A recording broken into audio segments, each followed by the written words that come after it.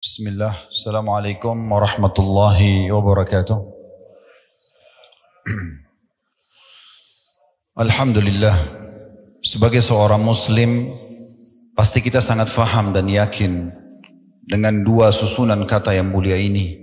Alhamdulillah, yang berarti segala puji dan puja kehadirat Allah, satu-satunya Raja, Pencipta, Penguasa, semua yang ada di alam semesta ini, terjangkau atau tidak terjangkau oleh mata kita. Zat yang maha kuat, maha kuasa, maha adil, maha bijaksana. Tidak ada sekutu bersamanya dalam setiap keputusan dan kegiatannya. Zat yang maha agung, dan dia yang menciptakan juga mengurus seluruh makhluknya serta yang membinasakannya. Dia dengan kemahadilannya memberikan balasan yang maksimal kepada orang-orang yang patuh dan akan memberikan hukuman juga maksimal bagi para pembangkang dan kufur kepadanya. Nikmat terbesar yang Allah berikan kepada kita yang harus dan patut kita syukuri adalah Islam dan iman ini sendiri. Karena dengan Islam dan iman kita jadi mengenal siapa Tuhan kita Allah. Kita jadi tahu kenapa kita ada di muka bumi ini. Apa tujuannya? Apa yang boleh kita kerjakan, apa yang tidak boleh kita kerjakan. Apa yang boleh kita nikmati dari makanan, minuman, pakaian, pendapatan, pergaulan, dan mana yang tidak boleh. Biasa dikenal di agama Allah dengan halal dan haram.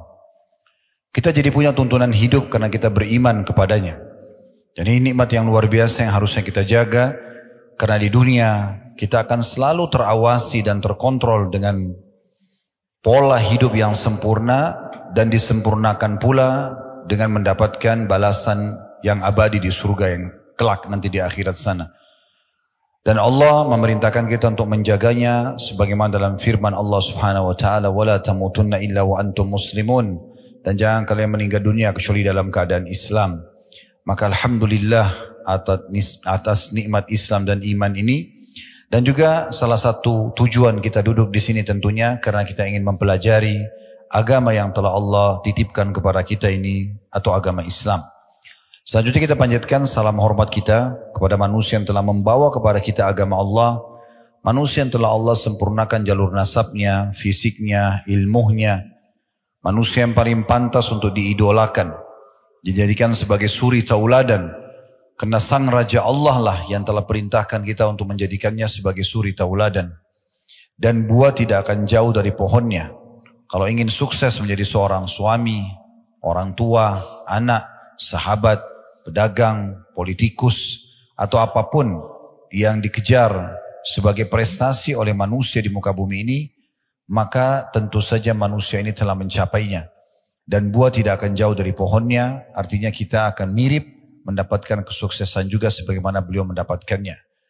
Dan mengucapkan satu kali salam hormat kepadanya akan dibalas oleh Allah dengan 10 rahmat. Dan ini sebuah karunia yang luar biasa karena rahmat Allah meliputi segala sesuatunya. Pengampunan dosa, peninggian derajat, pemenuhan kebutuhan dan solusi dari permasalahan-permasalahan kita. Oleh karena itu sangat wajar setelah memuji Allah alhamdulillah kalau kita tidak henti-hentinya selalu mengucapkan salawat dan taslim kepada Nabi besar Muhammad sallallahu alaihi wa ala alihi wa sahbihi wasallam. Pertama-tama saya akan menjalankan hadis Nabi SAW, "Man lam yashkurun nas la yashkurullah." Siapa yang tidak berterima kasih pada manusia maka belum berterima kasih kepada Allah. Saya mengucapkan jazakumullahu khairan kepada semua teman-teman pengurus Masjid Abdullah dan juga pengelola komplek yang ada masjid ini tentunya. Kemudian semua teman-teman yang menjadi penyebab terlaksananya taklim kita ini. Semoga Allah ikhlaskan niat, begitu juga tentu semua jamaah yang hadir, yang Masya Allah saya dengar kapasitasnya melebihi yang tadinya dijadikan target oleh teman-teman panitia. Semoga Allah ikhlaskan niat kita semuanya, sehingga betul-betul saya dan teman-teman semua di majelis ini diberkahi oleh Allah Subhanahu wa Ta'ala, ilmunya, waktunya, mungkin ada yang mengeluarkan juga energi, harta, diganti oleh Allah Subhanahu wa taala dengan balasan yang sempurna di timbangan amal nanti pada hari kiamat, di mana setiap orang sangat membutuhkan tambahan amal dan juga menjadi penyebab tingginya derajat kita di surga. Allahumma amin. Dan juga selanjutnya saya ingin menyampaikan poin yang tidak kalah penting. Saya duduk di sini, saudaraku seiman, bukan karena saya lebih faham dan lebih tahu daripada Anda semuanya, tanpa mengurangi penghormatan kepada para asatidzah, para duat, dan teman-teman semua ada di sini. Saya karena memang diminta untuk mengisi pengajian, maka saya duduk di sini. Dan kita sama-sama belajar. Bagi seorang muslim tidak ada batas untuk belajar. Dan tidak ada namanya ini adalah level maksimal sebagai seorang alim atau orang yang sedang menuntut ilmu ataupun orang yang sudah sampai tingkat mengajar. Karena kita akan terus belajar. Kita akan terus belajar sampai nanti ajal datang. Karena memang pondasi agama kita adalah ilmu. Mari kita ikhlaskan niat kita teman-teman sekalian. Kalau tadi ada yang datang hanya karena ajakan temannya, hanya karena ingin tahu, ya, misalnya testimoni saja, atau hanya karena ingin seremoni meramaikan majelis, atau apapun, kalau ada indikasi-indikasi yang sifatnya duniawi, diubah di detik ini, niatnya ikhlas karena ingin menghadiri majelis ilmu, dan mengejar keutamaannya. Sungguh luar biasa keutamaan ilmu. Ibnu Qayyim rahimahullah menyebutkan lebih dari 100 keutamaan menuntut ilmu. Di antara riwayat-riwayat yang mulia dan kami dengarkan dari guru yang mulia Dr. Sulaiman Rahili hafizahullah di saat beliau mengingatkan tentang majelis ilmu, sebuah riwayat siapa yang keluar ikhlas ingin menuntut ilmu karena Allah Subhanahu wa taala dicatatkan baginya pahala haji lengkap. Belum lagi hadis-hadis yang sahih yang disebutkan oleh para ulama hadis dinukil tentang masalah orang yang keluar ikhlas menuntut ilmu maka seperti mujahid di jalan Allah, dinaungi oleh para malaikat dengan sayap-sayapnya karena ridho dengan perbuatan mereka. Mereka mendapatkan rahmat dari Allah Subhanahu wa taala dan sekian banyak ya yang bisa kita kejar keutamaannya dan memang seharusnya seorang muslim beribadah seperti itu. Yang ketiga teman-teman sekalian, kalau ada yang kami sampaikan nanti benar dari Allah Subhanahu wa taala, maka terima dan amalkan. Majelis ilmu tujuannya untuk mendapatkan ilmu dan diamalkan. Kita tidak perlu dengar dan tahu dari siapa, tapi apa yang disampaikan. Kalau itu benar, kalau Allah, kalau Rasul, dan juga didukung dengan perkataan dan perbuatan para kaum salafus salih, dimulai dari para sahabat, turun-temurun kepada tabi'in, tabi'in dan seterusnya, maka kita terima. Dan kalau ada yang keliru dari penyampaian saya, mungkin karena saya manusia biasa, tolong dimaafkan, tapi semoga tidak terjadi tentunya. Ini mungkin yang ingin saya sampaikan di pembukaan kita. Dan insya Allah pada kesempatan ini kita akan membahas tafsir surah Al-A'raf, surah nomor 7 di ayat 96. Dimulai dari ayat 96. Karena kita akan membahas tentang masalah kunci keberkahan dari langit. Bisa juga seperti yang saya lihat sudah ada di spanduk judulnya keberkahan ya, yang bisa didapatkan atau keberkahan hidup. Saya akan bacakan dulu firman Allah Subhanahu wa taala yang menjadi landasan bahasan kita, Al-A'raf surah nomor 7 ayat 96. Bermulai dari situ. Kita akan baca nanti mungkin sampai ayat 100-nya insyaallah. Allah berfirman, "Walau anna ahlal qura amanu wattaqau lafatahna 'alaihim barakatin minas sama'i wal ard walakin kazzabu fa akhadnahum bima kanu yaksibun." Jikalau semua penduduk negeri-negeri di muka bumi ini tidak terkecuali, desa, kota, negeri, komunitas, mereka beriman dan bertakwa, dua ini, pastilah kami akan limpahkan kepada mereka keberkahan dari langit dan bumi. Tetapi sayangnya mereka mendustakan atau meragukan ayat-ayat kami sehingga kami siksa mereka disebabkan dengan perbuatan mereka itu. Di sini kita bisa perhatikan bagaimana Allah Subhanahu wa taala membagi ayat ini menjadi dua bagian.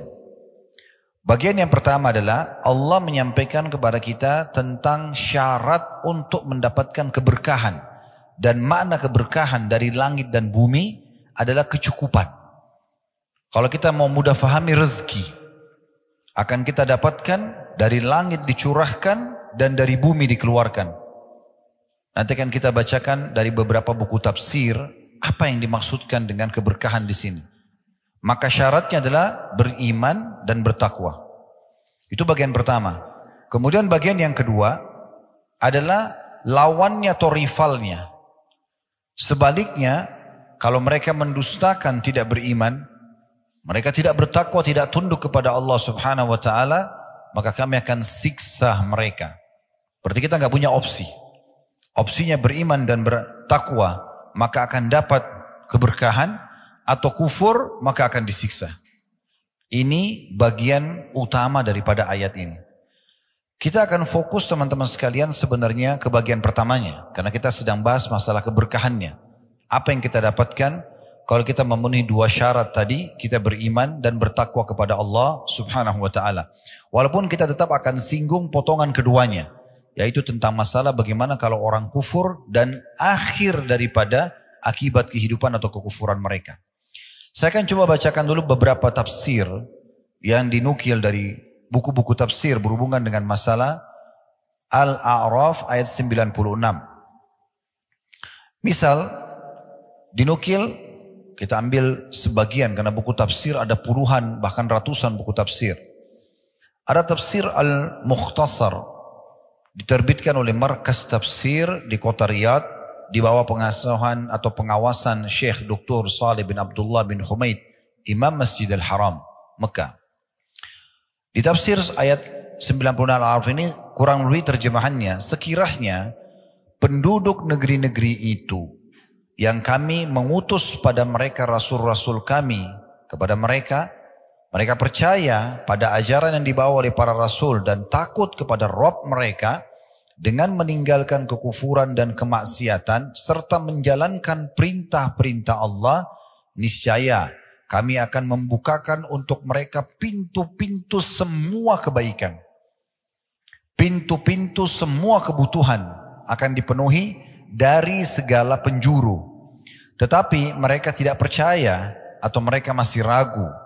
Dan mereka tidak takut tentang siksa Allah kalau mereka berbuat maksiat. Bahkan mereka ada yang mendustakan ajaran yang dibawa oleh para rasul-rasul kepada mereka, maka kami hukum mereka dengan azab yang datang secara tiba-tiba akibat dosa-dosa yang telah mereka perbuat.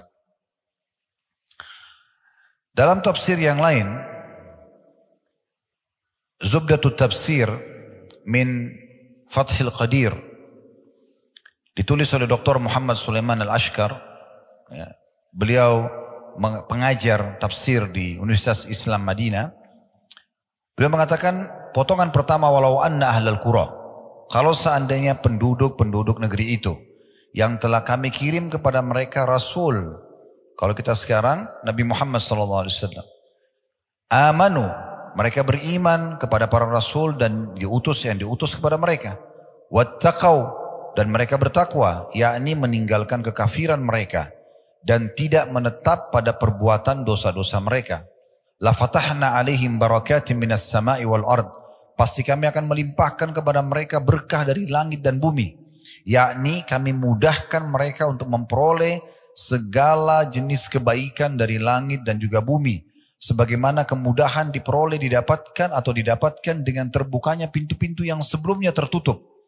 Yang dimaksud dengan kebaikan dari langit adalah hujan, dan kebaikan dari bumi adalah tumbuh-tumbuhan, dan juga kebaikan-kebaikan lain yang bisa membuat roda kehidupan berjalan. Walakin kadzabu, tapi sayangnya mereka mendustakan itu atau meragukan ayat-ayat yang dibawa oleh para rasul. Mereka tidak beriman dan tidak bertakwa. Fa'akhadnahum, maka kami pun menyiksa mereka bima kanu yaksibun, disebabkan karena berupa perbuatan dosa yang mereka lakukan. Ini mungkin sudah mewakili teman-teman sekalian karena tafsirnya berkisar di makna apa yang tadi kita sampaikan. Artinya Allah Subhanahu wa taala memastikan semua kebutuhan kita, semua solusi dari permasalahan yang kita inginkan. Ya, kalau kita sedang sakit supaya sembuh, kalau yang belum punya keturunan supaya dapat keturunan, belum punya pasangan dapat pasangan, belum punya sumber income, pendapatan untuk dapat sumber income misalnya, atau apa saja. Ya, semua itu kalau mau terpenuhi pintu-pintu kebaikannya, maka syaratnya dua, beriman dan bertakwa. Baik, mungkin kita sudah sering dengar teman-teman sekalian, iman. Saya sudah beriman Ustaz. Ya, saya juga sudah sering dengar dalam ceramah masalah takwa. Sekarang kita mau lebih dalam. Lebih kepada tazkiyatun nafsnya. Lebih kepada bagaimana jiwa meresapi keimanan dan ketakwaan itu. Sehingga kita lebih mudah untuk mempraktekkan dalam kehidupan kita. Kalau definisi iman sudah tidak asing, keyakinan dalam hati, ucapan dengan lisan, kemudian aplikasi dengan anggota tubuh. Umumnya ulama memberikan definisi seperti itu. Orang mengucapkan dengan lisannya, orang yakini dengan hatinya, dan dia aplikasi dengan anggota tubuhnya. Yang kita ini titik beratkan adalah lebih kepada tazkiyatun nafsnya. Bagaimana pensucian jiwa dengan keimanan. Iman ini teman-teman tidak bisa kalau dia berdiri sendiri. Hanya ucapan lisan, ya saya sudah beriman. Sebagaimana Allah Azza wa Jalla berfirman kepada orang-orang Arab Badui yang baru masuk Islam dan mereka belum menerapkan, ya, belum melaksanakan perintah yang diikuti dengan penuh keyakinan kalau Allah melihat dia, Allah akan memberikan balasan dan Allah benar dengan janjinya. Kalau dia berbuat dosa, dia takut dengan hukuman, maka itu masih dikatakan Muslim. Makanya Allah SWT mengatakan, ya, jangan mereka mengatakan amanna. Kullan tu'minu walakin qulu aslamna. Kalian belum dikatakan beriman, tapi katakan kami sudah masuk Islam. Kalau hanya sekedar ucapan lisan. Tapi kalau dikuatkan dengan keyakinan dalam hati, bahwasanya memang betul Allah Azza wa Jalla itu ada, walaupun tidak nampak dengan mata kita. Karena fakta-fakta di sekitar kita semua menunjukkan adanya pencipta. Masjid ini, komplek ini, tidak akan pernah bisa berdiri tanpa ada yang menggambarnya. Tanpa ada yang membangunnya, buru-buru yang bekerja, tanpa ada yang membiayainya, listrik di masjid ini tidak akan bisa menyala, dan seterusnya. Pakaian yang kita pakai tidak mungkin kalau tidak ada yang menggambarnya, mendesainnya, yang membuat kainnya, menjahitnya, dan seterusnya. Fakta-fakta depan mata kita yang sehari kita lakukan, tidak mungkin semua itu ada tanpa ada yang membuatnya.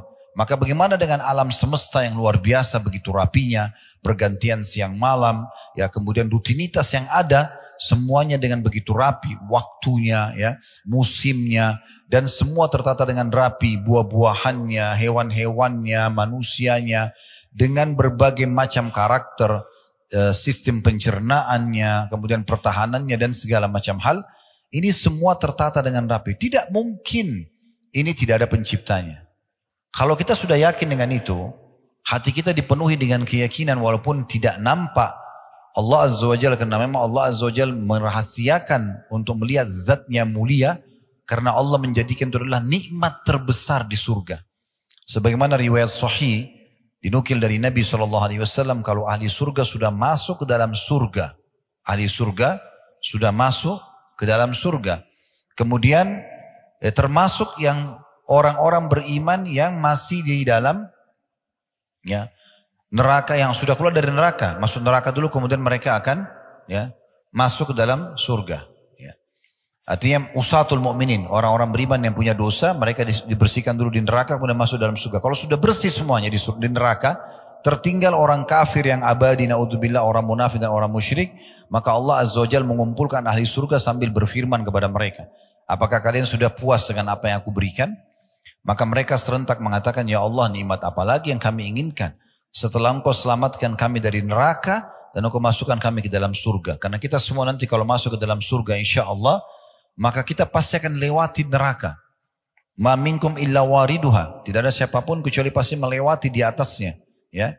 Dan Nabi SAW berikan gambaran, golongan pertama lewat, ya, secepat kilat atau seperti sekedap mata. Ada yang seperti burung yang terbang, ada yang seperti kuda yang berlari, ada yang seperti orang yang berlari, ada yang manusia yang jalan, ada yang merangkak, ya, dan seterusnya gitu ya.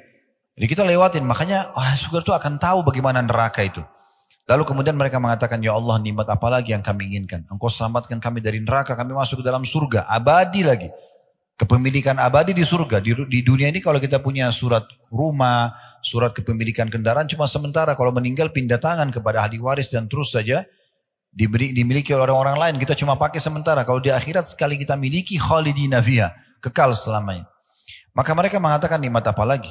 Kemudian Allah Azza wa Jal mengatakan, atau dikatakan oleh Nabi SAW, Allah Azza wa Jal akan mengangkat hijabnya Sehingga pertama kali mereka semua melihat Allah subhanahu wa ta'ala dengan kemahasempurnaannya. Maka semua ahli surga serentak mengatakan, ya Allah, tidak ada nikmat yang mengalahkan melihat wajahmu yang mulia. Dan Allah menampakkan dirinya di pagi dan di petang hari, ya, atau memperlihatkan dirinya kepada ahli surga sebagai nikmat terbesar di sana. Jadi memang orang-orang kafir tidak akan melihatnya. Nah, beruntunglah orang-orang beriman kalau mereka beriman dan akan mendapatkan panduan selama di dunia dan juga di akhirat nanti akan mendapatkan sesuatu yang abadi. Nah, itu keimanan. Dan kalau dia terus dipupuk, sebagaimana ahli sunnah wal jamaah, ulamanya sepakat mengatakan al-imanu yazidu bit ta'ah wa yanqus bil ma'siyah. Iman itu akan bertambah dengan makin kuat gencarnya dan kuatnya kita beramal saleh, dan dia berkurang dengan maksiat. Kalau kita fahami dan kita coba godok supaya iman itu makin tebal, makin kuat dalam hati kita, maka kita bisa makin banyak mendapatkan keberkahan dijanjikan. Dan ditambah lagi iman itu dipartnerkan dengan takwa. Takwa ini artinya patuh. Allah bilang apa, yakin, ya, tadi dalam iman, kemudian kerjakan. Dikerjakan semua yang wajib dan sunnah, dan ditinggalkan semua apa yang dilarang, haram atau makruh. Ini dia poinnya. Allah subhanahu wa ta'ala, sebelum kita lanjutkan dulu dan kita akan rincikan nanti masalah iman dan contoh-contohnya, melanjutkan firman-Nya, saya bacakan dulu ayat 97, karena ini menguatkan potongan kedua dari ayat. Tapi kita tidak akan banyak fokus membahas masalah itu, karena ini masalah hukuman Allah subhanahu wa ta'ala. Cuman akan menambah iman kita. Artinya kalau kita pilih opsi lain, kita tidak beriman dan tidak bertakwa, Allah mengatakan, afa amina ahlul qura ayyatiyahum ba'suna bayatan wa hum naimun. Apakah penduduk negeri itu yang tidak mau beriman, tidak mau bertakwa, sudah sampai padanya penyampaian ayat-ayat Al-Quran, hadis-hadis Nabi SAW, para ulama, para da'i sudah mengingatkan, dia juga tidak mau mendengar. Apakah mereka merasa aman dari kedatangan siksaan kami kepada mereka di malam hari di waktu mereka sedang tidur? Mereka lagi tidur, tiba-tiba gempa, tiba-tiba bencana alam, tiba-tiba mati, meninggal, dicabut ruhnya. Lagi jalan, kemudian ditabrak, misalnya, ya. Tapi di sini lebih kepada waktu tidur. Ayat 98-nya, awa amina ahlul qura ayyatiyahum ba'suna duham wa hum yal'abun. Apakah penduduk negeri itu merasa aman, yang tidak beriman dan bertakwa, dari kedatangnya siksaan kepada mereka dari kami di waktu duha, pada saat mereka sedang bermain-main? Kemudian di ayat selanjutnya 99-nya, afa aminu makrallah fala ya'manu makrallahi illal qaumul khasirun. Maka apakah mereka masih merasa aman dari azab Allah yang mereka tidak dapat menduga-duganya? Tiada yang merasa aman dari azab Allah kecuali kaum yang merugi. Terakhir ayat 100-nya, Allah mengatakan, awalam yahdi lilladina yarithuna al-arda min ba'di ahliha allau nasha'u asabnahum bidhunubihim wa natba'u ala qulubihim fahum la yasma'un. Dan apakah belum jelas bagi orang-orang yang mempusakai suatu negeri sesudah lenyapnya penduduk yang pernah menghuni negeri itu, bahwa kalau kami menghendaki kami azab mereka karena dosa-dosa mereka, dan kami kunci mata hati mereka sehingga mereka tidak dapat mendengar dan mengambil pelajaran. Berapa banyak peringatan-peringatan Allah SWT dari fenomena alam. Di negara kita pernah terjadi longsor, banjir, gempa. Dan sehebat apapun orang itu, dia sulit sekali untuk menyelamatkan diri. Allah subhanahu wa ta'ala mendatangkan semua itu sebagai peringatan. Agar mereka kembali kepada potongan awal ayat. Yaitu beriman dan bertakwa. Tapi selama mereka tidak beriman, maka takwa tidak akan bermanfaat. Tapi kalau mereka beriman dan takwa mereka masih lakukan, mereka tidak lakukan, misalnya mereka beriman tapi mereka masih dosa dan amal soleh masih dicampur baurkan. Ini masih sering datang peringatan-peringatan, gangguan-gangguan, ribut rumah tangganya dan segala macam, supaya dia kembali juga. Supaya mereka tadarru'un, mereka kembali kepada Allah subhanahu wa ta'ala. Keberkahan semaksimal akan didapatkan kalau betul-betul dia menyerahkan semuanya kepada Allah subhanahu wa ta'ala sepenuhnya, beriman kepada Allah subhanahu wa ta'ala. Allah menjanjikan dari sisi lain, teman-teman sekalian, kalau kita beriman, kita beramal saleh, tidak mungkin Allah datangkan hukuman, tidak mungkin. Dijamin di dalam Al-Quran surah Hud, surah nomor 11 ayat 117. Wa ma kana rabbuka liyuhlikal qura bidzulmin wa ahluha muslihun. Kalau teman-teman lewat ayat ini jangan lewatkan begitu. Kalau baca jangan lewatkan begitu saja. Pegangi sebagai prinsip dan janji benar dari Allah. Surah Hud surah nomor 11 ayat 117. Wa ma kana rabbuka liyuhlikal qura bidzulmin wa ahluha muslihun.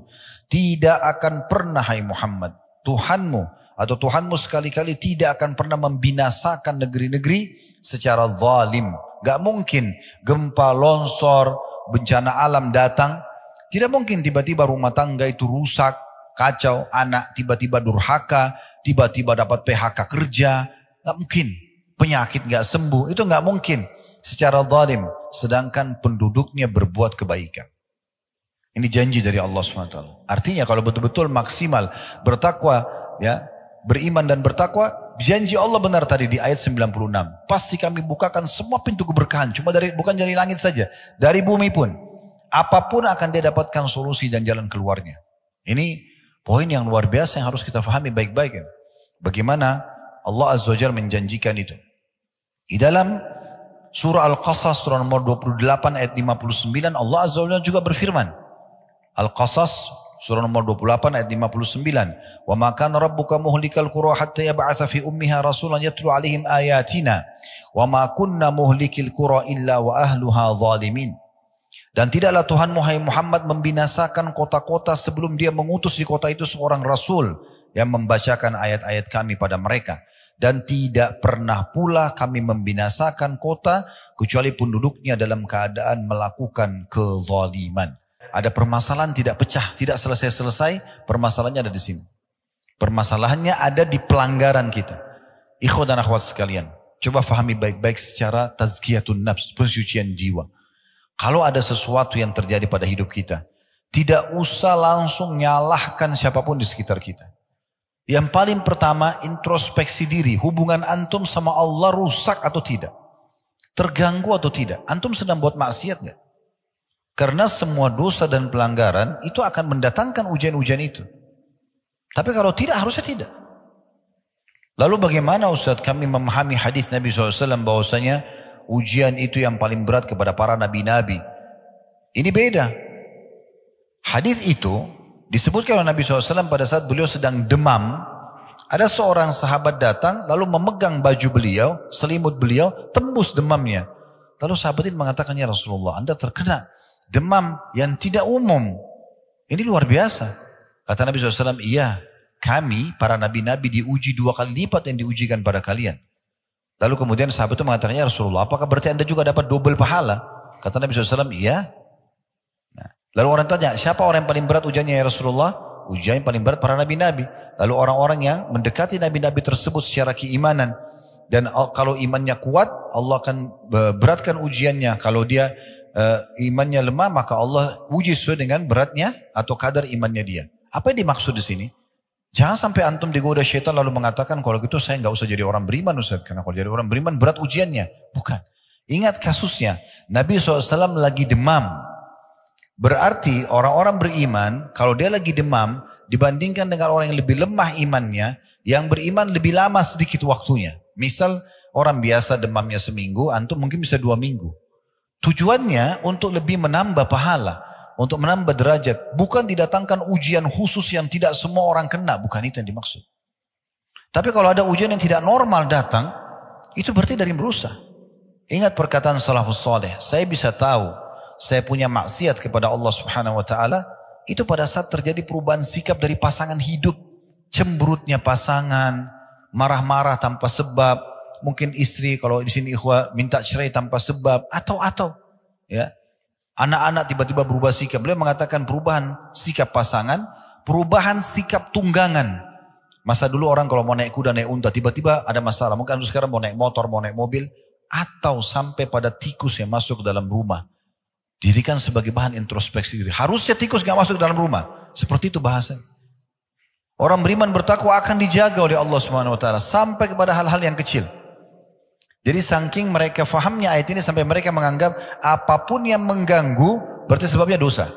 Harusnya tidak masuk tikus itu. Harusnya tidak gini dan gitu. Seperti itulah gambarannya. Ini yang harus kita tanamkan. Ini yang kita ingin titik beratkan nih. Supaya jangan sampai kita bermain-main untuk menghilangkan keberkahan Allah SWT atau kita anggap remeh, ya, sehingga membuka pintu-pintu pelanggaran. Ini penting sekali. Di dalam surah Al-An'am, surah nomor 6 ayat 131 Allah juga berfirman, "Dzalika allam yaku rabbuka muhlikal qura bidzulmin wa ahluha ghafilun." Ya, yang artinya demikianlah, ya, sesungguhnya Tuhanmu, hai Muhammad, tidak akan membinasakan satu negeri dengan zalim sedang penduduknya dalam keadaan, ya, lengah atau belum tahu. Jadi bagaimana Allah Azza wa Jalla memberikan gambaran kepada kita tentang masalah ini. Dan kita harus pekah teman-teman sekalian, ya, dari semua peringatan Allah Subhanahu wa taala. Sampai sebagian salafus salih itu kalau mereka lewat di sebuah tempat dan mereka mencium bau busuk saja, kita misalnya lewat cium bau busuk saja, sudah cukup mereka jadikan bahan introspeksi diri. Ada masalah apa ini? Segera istighfar kepada Allah. Dengar kisah Nabi Daud dalam Al-Quran bagaimana waktu Allah uji melemparkan bangkai di depan singgasananya beliau, tanpa pakai tanya siapa yang lempar bangkai itu, kenapa ada di sini, padahal waktu itu beliau seorang raja. Pertama introspeksi diri, langsung beliau sujud dan tidak mau angkat kepalanya sampai Allah datangkan Jibril mengatakan itu adalah ujian saja datang kepadamu.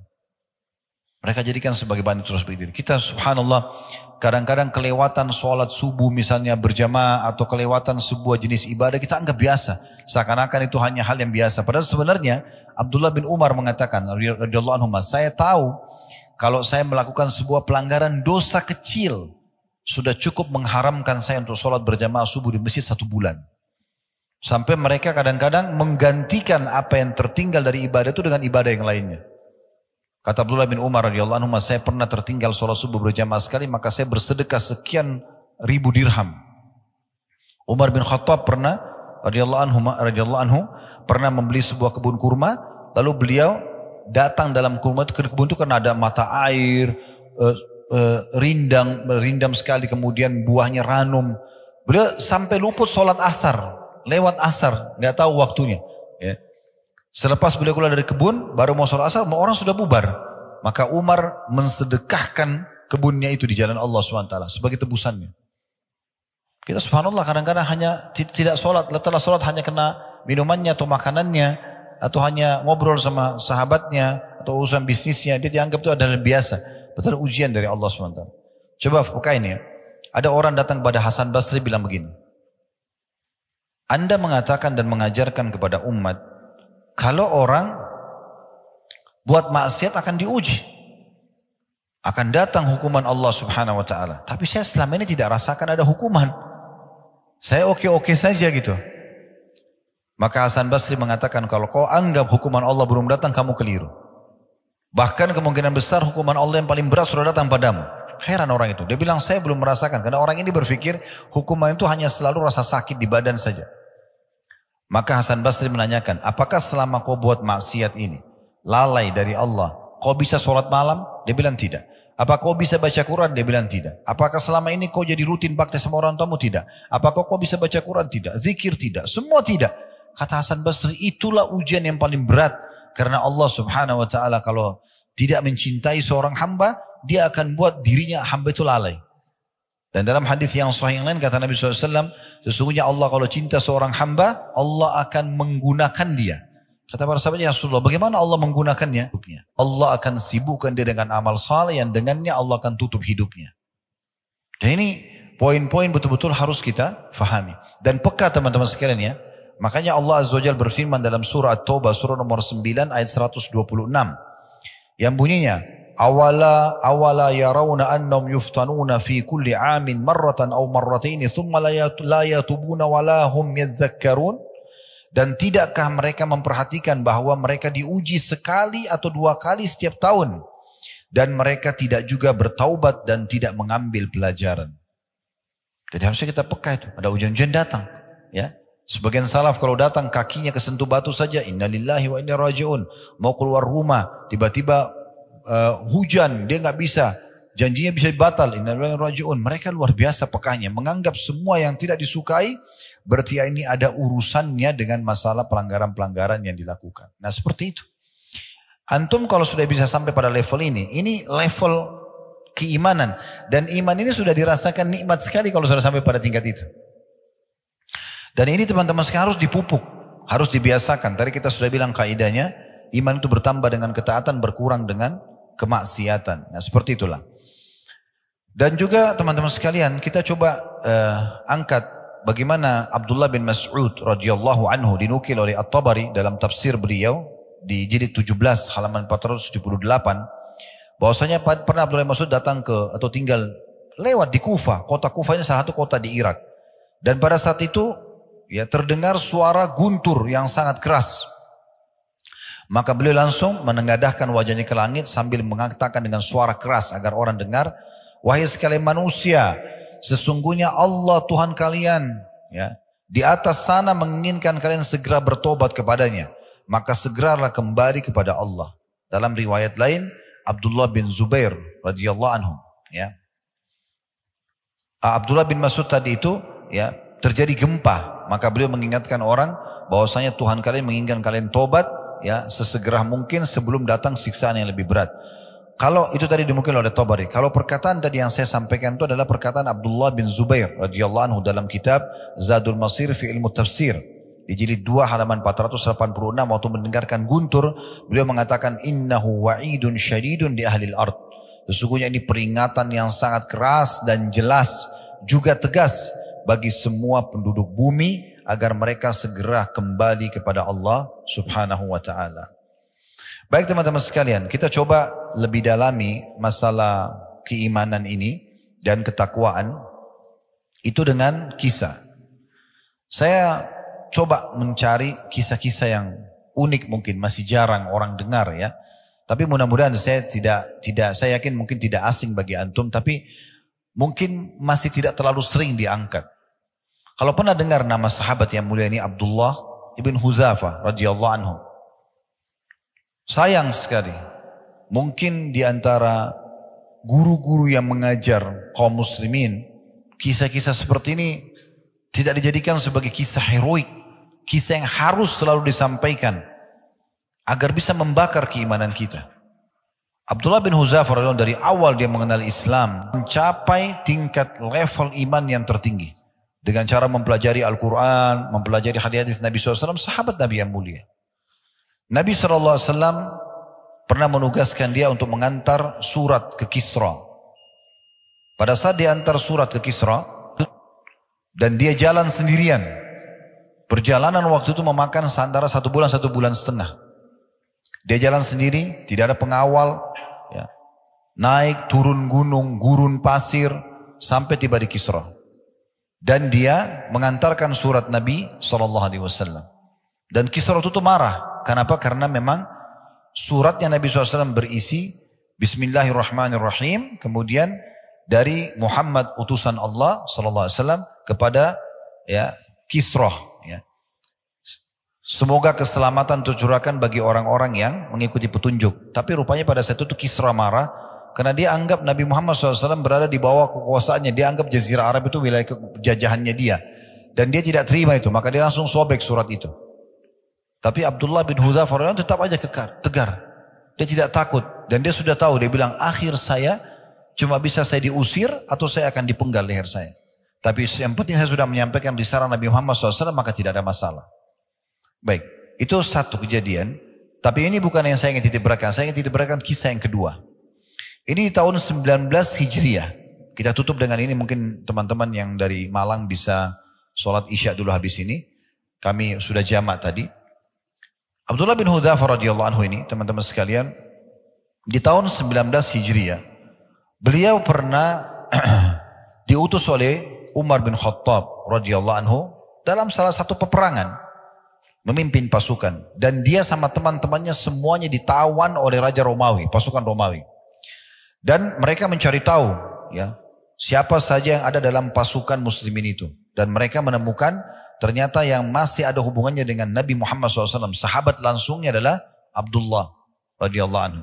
Maka mereka mengikatnya dan membawanya kepada Heraklus ya. Atau pada saat itu istilah bagi Kaisar Romawi. Dibawalah ke sana. Kemudian Abdullah pada saat didatangkan diikat. Diperhatikan mukanya oleh Kisra atau Kaisar pada saat itu, bajunya yang usang, wajahnya yang pucat karena ditawan penuh debu, tawanan, tidak dikasih makan, memang ditahan beberapa hari, ya. Tapi dia lihat orang ini seperti santai saja. Maka Kaisar tidak ingin membunuhnya seperti umumnya tawanan-tawanan. Maka ditawarkan, dia mengatakan, siapa namamu? Abdullah. Baik, saya ingin menawarkan kepadamu, bagaimana kalau kau pindah ke Nasrani, masuk ke agamaku, kata Kaisar ini, dan saya akan berikan kau kedudukan di sini. Kasih jabatan, kerajaan, punya kedudukan, punya pendapatan, apa saja yang kau mau saya kasih. Maka kata Abdullah, waktu itu karena si Kaisar tidak bisa bahasa Arab, dia ada penterjemah. Maka kata Abdullah, sungguh ya, aku dalam beberapa asar tentang beliau ya, sungguh aku ya terbunuh berulang kali, lebih aku sukai daripada penawaranmu itu. Bagaimana kalau kerajaanku ini, kerajaan Romawi saya bagi dua. Setengah buat kamu, setengah buat saya. Begitu kau mengaku Nasrani, sekarang saya akan kasih kamu langsung kedudukan itu. Maka dia mengatakan, saya tolak. Walaupun engkau memberikan semua kerajaan Arab dan Ajam kepadaku untuk meninggalkan agama ini, aku tidak akan tinggalkan. Kata Kaisar apa? Kalau gitu saya akan bunuh kamu. Dia bilang, lakukan apa yang kau inginkan. Disuruh ikat, ditaruh di tiang salib. Lalu kata Kaisar kepada para pemanahnya, jangan lukai dia. Tapi lempar anak panah di sekitar tangannya. Supaya dia takut saja. Dilempar, sambil dilempar panah tersebut, sambil ditawarkan kembali Nasrani. Tetap ditolak. Kaisar bilang lempar di arah kakinya. Dilempar tapi tetap saya tidak mau. Akhirnya disuruh turun. Kemudian Kaisar menyuruh mendatangkan satu kuali besar. Isinya minyak yang sengaja dipanasi dengan api. Dipikul oleh banyak orang, ditaruh di atas api lalu mendidih. Kemudian dibawalah 2 orang dari tawanan muslim. Dilempar ke dalam api panas itu. Baru masuk beberapa detik sudah keluar tinggal tulang-tulang saja karena panasnya minyak itu. Di depan mata dia. Kita bayangkan satu bejana besar dipanasin dengan api. Bejananya panas, minyaknya panas berdiri lalu dilempar dari kita ke situ. Ini ujian yang luar biasa. Maka diperlihatkan 2 orang itu. Lalu Kaisar bilang, kalau kau tidak mau pindah Nasrani saya akan bunuh kau seperti 2 temanmu itu. Kata Abdullah, silahkan lakukan. Digiringlah Abdullah menuju ke minyak itu. Pas dekat api Abdullah nangis. Kata prajuritnya, dia nangis. Kita lapor dulu kepada Kaisar. Dilapor. Wahai Kaisar, dia sudah nangis. Kata Kaisar, kembalikan ke saya. Mungkin sudah lunak hatinya. Begitu didatangkan, kata Kaisar, kenapa kau menangis? Dia bilang, saya menyesal karena saya cuma punya 1 nyawa. Saya berharap punya nyawa sejumlah helai rambut saya. Semuanya dilempar ke minyak itu supaya semuanya mati di jalan Allah.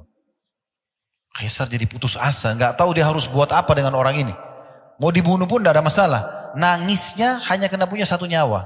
Gitu kan? Itu luar biasa. Maka akhirnya Kaisar bingung, bagaimana caranya?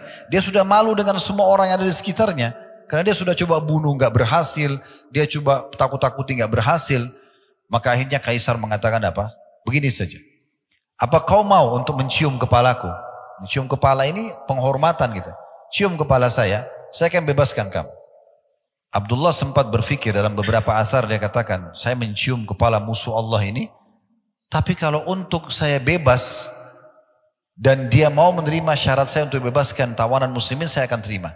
Lalu Abdullah mengatakan, bagaimana dengan tawanan muslimin, apakah kau akan bebaskan juga? Kata Kaisar, iya, kalau kau cium kepala saya, kamu dan semua saya akan kasih. Maka akhirnya dia cium kepalanya Kaisar, lalu dibebaskan dia dengan tawanan muslimin, bahkan dikasih banyak sekali. Dalam beberapa riwayat dikasih sekian ratus kain baju kehormatan, dikasih sekian peti emas, banyak dia bawa pulang. Jadi seakan-akan dia ini membawa ganimah, harta rampasan perang dari perbuatan dan sikapnya tadi. Sampai sebagian ulama menanggapi mengatakan bukan mustahil, Kaisar itu sebenarnya mungkin masuk Islam dan seperti keadaannya ya Najasyi yang menyembunyikan keislamannya. Karena tidak masuk akal dia menyelamatkan Abdullah dan dia berikan segala pemberian ini. Itu berarti kemungkinan ada sesuatu di situ. Tapi kasusnya adalah Abdullah ini pulang ke Madinah menceritakan kepada Umar bin Khattab, lalu Umar mengatakan apa? Sangat pantas untuk semua muslim mencium kepalanya Abdullah dan saya akan memulainya karena dia telah menjaga kemuliaan agama ini. Ini contoh keimanan. Seseorang di antara kita di masa sekarang hanya takut meninggalkan pekerjaannya. Masih ada pekerjaan yang lain. Subhanallah tidak mau tinggalkan. Lalu mau bicara masalah keimanan. Seseorang tidak mau meninggalkan komunitasnya, ya, tidak mau memperbaiki rumah tangganya, tidak mau ini dan itu hanya karena masalah ya dunianya, dan dia dahulukan daripada keimanan. Bagaimana dia mau berharap bisa mendapatkan keberkahan yang sempurna? Nah, ini salah satu contoh saja. Kita langsung saja melanjutkan ke kisah yang berbeda. Walaupun tadi sebenarnya ada athar yang lain menyebutkan bahwasanya Abdullah bin Hudzafah radhiyallahu anhu pada saat beliau menolak untuk masuk ke agama Kristen setelah diikat di tiang salib, beliau dimasukkan ke dalam sebuah penjara, kemudian dibiarkan tidak makan sampai beberapa hari. Dan yang dihidangkan di penjaranya itu adalah babi dan juga minuman keras atau khamr. Dan ternyata beliau tetap juga tidak makan. Dan waktu dikeluarkan ditanya oleh Kaisar Romawi, kenapa kau tidak memakannya? Dia mengatakan sebenarnya agama saya sudah membolehkan saya makan karena mungkin saya akan mati kalau tidak makan. Tetapi saya tidak ingin memberikan celah untuk menilai negatif terhadap agamaku. Barulah kemudian proses tadi beliau dipancing untuk dimasukkan ke dalam minyak dan sampai akhir kisah yang sudah kita sampaikan. Kita sekarang pindah ke kasus yang berbeda tentang masalah sikap dan keputusan yang diambil oleh Abu Dahdah radhiyallahu anhu. Abu Dahdah seorang sahabat yang mulia dari kalangan Ansar, terkenal hatinya penuh dengan keimanan. Dan subhanallah, orang kalau sudah imannya mendalam, sudah tebal, sudah memenuhi hatinya, sudah menjadi sebagai panduan hidupnya, pengontrol hidupnya, maka apa saja jadi mudah untuk dikerjakan. Walaupun sebenarnya berat di mata sebagian orang yang belum tertanam iman dalam hatinya. Disebutkan kisahnya, Abu Dahdah ini punya sebuah kebun, beberapa kebun maaf, dan setiap kebun itu punya 600 pohon kurma. Perlu teman-teman garis bawahi ya, kalau di Timur Tengah, di negara-negara Arab, dari masa Nabi SAW sampai hari ini, tolok ukur orang itu kaya, bukan karena punya mobil mewah atau rumah besar, tapi kalau dia punya kebun kurma. Karena kebun kurma ini pohonnya mahal dan produktif, bisa berbuah sepanjang tahun, bisa berbuah setahun sekali atau setahun dua kali tergantung daripada pemumpukannya. Tetapi buahnya, kalau yang sudah tahu alhamdulillah, kalau yang belum tahu kurma itu ada banyak jenisnya, bahkan sampai ratusan jenis. Kalau kita bicara kurma yang kering itu bisa bertahan bertahun-tahun, sehingga dia sangat menguntungkan. Seperti itulah. Demikian sebuah kisah tentang Abu Dahdah radhiyallahu anhu dengan istrinya Ummu Dahdah radhiyallahu anha. Bahwasanya seseorang telah datang kepada Nabi SAW dan mengatakan, ya Rasulullah, sesungguhnya ada si Fulan ini tetangga dia, memiliki pohon yang tumbuh masuk ke pekarangan saya. Dan saya mau garap tanah saya ini. Kalau pohon itu ditebang, minta dia tebang gak mau. Minta dia berikan kepada saya juga gak mau. Jadi tolong bantu saya, minta pohon itu buat saya ya Rasulullah. Maka Nabi SAW panggil orang yang punya pohon kurma yang satu yang masuk ke tanah orang ini. Kata Nabi SAW, berikanlah satu pohon kurmamu itu untuk dia sesuai dengan perintah saya, dan balasannya kau akan dapat gantinya pohon kurma di surga. Tapi subhanallah orang ini tidak mau. Dalam kisah ini orang ini tidak mau. Di situ kebetulan ada Abu Dahdah radhiyallahu anhu. Beliau mengatakan, ya Rasulullah, apakah betul yang anda katakan tadi? Maksudnya kalau diganti satu pohon kurma yang diganti dengan pohon kurma di surga? Kata Nabi SAW, iya. Langsung Abu Dahdah tidak banyak bicara, datang kepada pemilik pohon kurma itu, lalu negosiasinya begini. Mau enggak satu pohon kurmamu saya ganti dengan satu kebun saya, 600 pohon kurma. Ambil semua. Yang penting kasih satu pohon itu buat Nabi. Orang itu kena tamak dengan dunia. Dia punya satu diganti 600 pohon. Dia bilang saya mau. Lalu Abu Dahdah mengatakan, ya Rasulullah, ini satu pohon kurma ya, yang anda inginkan, berikan kepada siapa yang anda inginkan. Maka Nabi SAW gembira sekali dengan keputusan tersebut ya, sambil mengatakan berapa banyak pohon-pohon kurma dan tandan-tandannya penuh dengan kurma yang random buat Abu Dahdah di surga nanti. Dalam riwayat yang lain dikatakan mirip dengan ini, pernah waktu turun firman Allah Subhanahu wa taala, "Man dzalladzi yuqridullaha qardan hasanan fayudha'ifu lahu adha'afan katsira." Siapakah yang mau meminjamkan kepada Allah dengan pinjaman yang baik, maka Allah akan melipat gandakan balasannya. Maka Abu Dahdah datang kepada Nabi SAW sambil mengatakan, "Ya Rasulullah, apakah Allah akan meminjam dari kami atau dari kita?" Kata Nabi SAW, "Iya." Maka dia mengatakan, "Ya Rasulullah, saya meminjamkan kepada Allah kebun saya yang berisikan 600 pohon kurma untuk Allah. Silahkan, ini semua saya serahkan, Anda bisa atur mau kasih siapa saja ya Rasulullah." Maka Nabi SAW mengatakan, berapa banyak pohon-pohon kurma dan tandan-tandan kurma itu buat Abu Dahdah nanti di surga. Coba bayangkan teman-teman sekalian, pernah gak kita berpikir begini? Ada orang butuh bantuan, lagi negosiasi sama orang lain, kita tidak ada hubungannya sama sekali. Lalu kita datang, kita tengahi. Karena orang tadi si A sama si B, si A minta sesuatu dari si B gak mau kasih. Lalu kita negosiasi, memberikan hak kita kepada dia, yang penting orang itu dikasih. Ini gak semua orang bisa lakukan. Bukan semudah itu kecuali orang punya iman yang luar biasa. Apalagi dia harus meninggalkan, menggantikan dengan 600 pohon kurmanya. Apa yang terjadi? Setelah dia berikan radhiyallahu anhu pohon kurmanya kepada Nabi SAW, dia langsung ke kebun tersebut.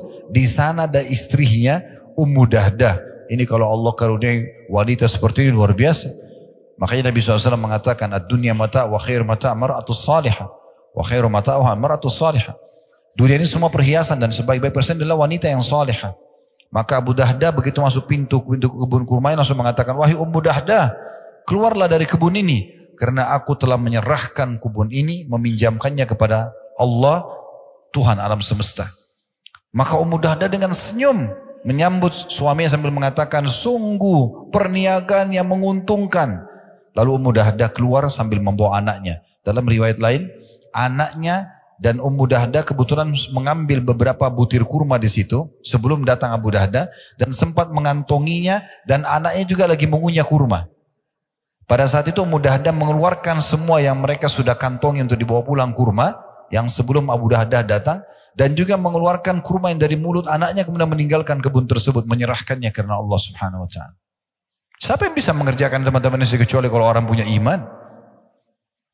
Seorang sahabat yang lain, jarang orang kenang namanya, Zaid bin Sahal radhiyallahu anhu, julukannya Abu Talha, juga sama, orang kaya sahabat, memiliki sebuah kebun pas berada di depannya Masjid Nabawi di masa itu. Dikenal dengan kebun Bayruha. Pemilik kebun yang luar biasa. Nabi SAW sering datang ke sana, minum dari airnya, makan buahnya, bernaung di bawah pohonnya, karena kebunnya ranum, bagus sekali, buah-buahnya ranum sekali. Maka pada saat turun firman Allah SWT surah Al-Imran surah nomor 3 ayat 92, "Lan tanaru birra hatta tunfiqu mimma tuhibbun wa ma tunfiqu min syai'in fa innallaha bihi alim." Kalian tidak akan pernah mencapai maksimal balasan pahala sampai kalian menginfakkan apa yang paling kalian cintai. Dan ketahuilah, apapun yang kalian infakkan di jalan Allah, pasti Allah ketahui. Maka Zaid radhiyallahu anhu bin Sahal atau Abu Talha datang kepada Nabi SAW mengatakan, "Ya Rasulullah, sesungguhnya waktu ayat ini turun, saya ingin membuktikan di hadapan Allah bagaimana saya mengimani ayat ini. Dan Anda tahu, kebun yang paling saya cintai, kebun kurma saya namanya Bayruha. Maka saya berikan untuk Allah Subhanahu wa ta'ala. Silakan, Anda mau berikan siapapun silakan." Kata Nabi SAW, "Sungguh perniagaan yang menguntungkan." Sampai Nabi SAW senyum. Lalu beliau mengatakan, "Saya melihat engkau bagi kepada sanak kerabatmu." Maka dia pun membagi kepada sanak kerabatnya. Dan subhanallah, mungkin karena ikhlasnya ya, sekarang kebun itu masuk dalam perluasan Masjid Nabawi.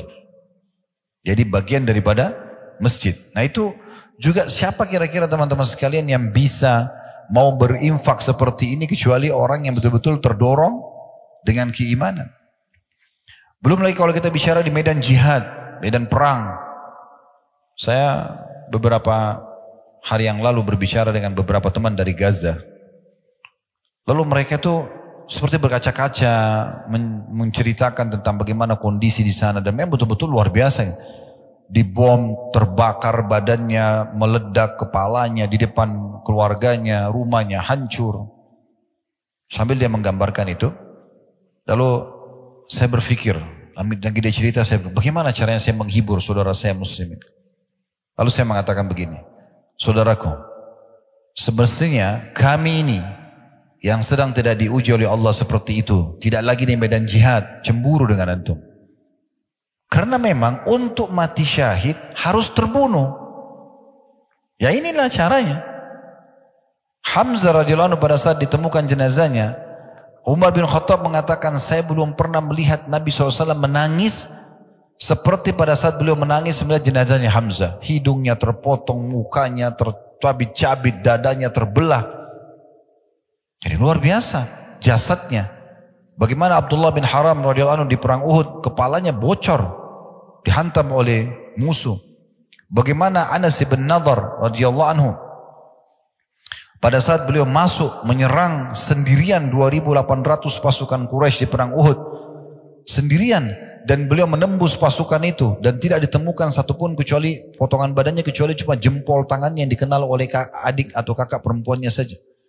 Terbakar semangat mereka untuk mau menyerahkan nyawa mereka. Saya bahasakan, memang begitu orang kalau mau mati syahid, ya mati memang. Dan mati memang harus begitu, dibunuh oleh musuh. Ya tidak ada namanya mati itu ditampar mati, atau cuma dicubit. Ya dipenggal lehernya, ya ditusuk badannya, ya dibom kepalanya, memang begitu.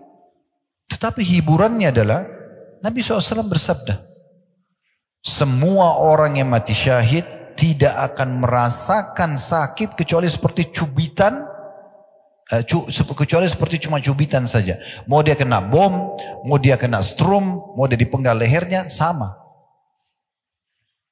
Ada satu ibu menceritakan di Gaza, anaknya subhanallah lagi lari menuju ke ibunya, kena bom dari atas, meledak kepala anak itu di depan mata ibunya. Ibunya sedih, depan mata lihat, ini seorang ibu lagi, terbawa dengan perasaannya. Subhanallah, dia sedih, diwawancarai, dia bilang semoga ya Allah berhentikan ini dan segala macam, orang yang sedih. Malam harinya anak ibu ini mimpi dan dia menceritakan keesokan harinya, dan itu juga dinukil di media sekarang. Malam hari dia mimpi Allah datangkan anaknya, anaknya seakan-akan berlari pada dia, tapi mengalihkan jalan menuju ke taman surga, langsung masuk ke surga, dan ibu itu melihat surga. Lalu ibu ini mengatakan, saya sempat tanya anak saya, tapi dalam mimpi nggak bisa diatur. Apa kau rasa sakit pada saat kena bom nak? Dia bilang hanya seperti cubitan saja. Ini yang sekarang lagi terjadi di hari-hari kita. Allah subhanahu wa ta'ala memang menguji iman seseorang dan ketakwaannya. Memang kalau mau mati syahid, dinikahkan dengan 72 bidadari, menyelamatkan 70 keluarganya, tidak dikena lagi fitnah kuburan, akan diampuni semua dosanya, masuk surga tanpa hisab, derajat tertinggi di surga, dan sekian banyak keutamaan orang yang mati syahid. Ya memang harus terbunuh. Dan dibunuh, namanya bunuh itu ya kepalanya pecah, ya dipenggal lehernya, ya memang begitu. Tetapi subhanallah, pemandangan ini kalau kita gunakan kacamata iman tidak akan ada pengaruhnya sama sekali. Tidak akan ada pengaruhnya. Waktu Nabi SAW lihat jenazahnya Hamzah, beliau di saat itu live menyampaikan kepada para sahabat, dan kalau antum baca riwayat-riwayat tentang bagaimana Nabi waktu lihat jenazah Hamzah di Uhud, beliau mengatakan, sesungguhnya Hamzah, ya, aku diperlihatkan oleh Allah bertelekan di dipan-dipannya di surga, dan dia adalah pemimpin para syuhada. Ja'far bin Abi Thalib pada saat terputus tangannya di perang Mu'tah, kemudian Nabi SAW waktu itu menceritakan live di masjid, Zaid bin Harithah masuk menyerang musuh, dan kemudian dia membunuh sekian banyak musuh, sampai akhirnya dia dibunuh oleh musuh. Bendera jatuh sekarang, Ja'far maju, Ja'far mengambil bendera, karena Nabi SAW tunjuk 3 pemimpin, Zaid bin Harithah, kemudian Ja'far bin Abi Thalib, kemudian Abdullah bin Rawaha. Lalu Ja'far datang mengambil bendera tersebut dan dia menyerang musuh. Namun karena banyaknya korban, belepotan darah di sana sini di medan perang, darah dengan baunya, dengan kentalnya dan fresh, baru jatuh dari badan orang, dilihat depan mata. Lalu Ja'far turun dari kudanya karena nggak bisa jalan, kudanya pun ya ditebas sama dia. Kata Nabi SAW, dialah orang yang pertama membunuh kudanya di jalan Allah, Kemudian dia maju menyerang musuh sampai tangannya dipotong oleh musuh tangan kanannya. Lalu kemudian dia pegang bendera dengan tangan kirinya, dipotong tangan kirinya. Ini pemandangan yang luar biasa. Kita dengar saja luar biasa. Bagaimana kalau kita di depan mata, bagaimana Ja'far yang mengalaminya. Lalu dia tahan bendera dengan kedua sisa tangannya, lalu ditusuk dan mati syahidlah Ja'far. Lalu Abdullah bin Rawaha datang dan mengambil bendera, lalu kemudian maju dan terbunuh juga. Dan seterusnya. Kisahnya cukup panjang dalam perang Mu'tah. Tapi waktu itu Nabi SAW memberikan langsung informasi kepada muslimin, aku diperlihatkan Ja'far sedang berterbangan mengelilingi surga bersama dengan para malaikat di mana Allah ganti kedua tangannya yang terputus dengan dua sayap yang meneteskan darah. Makanya ada julukan Ja'far At-Tayyab. Memang untuk mendapatkan mati syahid ya berdarah. Ya memang harus luka. Itulah perang. Di perang Uhud teman-teman sekalian, waktu terjadi perang Badar tahun 15 Ramadan tahun 2 Hijriah, 314 orang sahabat melawan 1000 orang Quraisy. Kuasa Allah SWT. 314 ini pilihan. Bukan mereka harus untuk pergi medan perang waktu itu ya. Mereka boleh pergi, boleh tidak. Maka yang ikut para sahabat cuma 314 orang. Dan tadinya tujuannya menghadang kafilah dagang Quraisy yang dijaga cuma 40 orang prajurit. Tapi kuasa Allah dalam surah Al-Anfal, Allah gambarkan Allah mengatur peperangan Badar itu. Terjadi dalam peperangan, menanglah muslimin. 70 tokoh Quraisy, diantaranya Abu Jahal, Al-Walid, Syaibah, Umayyah bin Khalaf, mati semua di situ.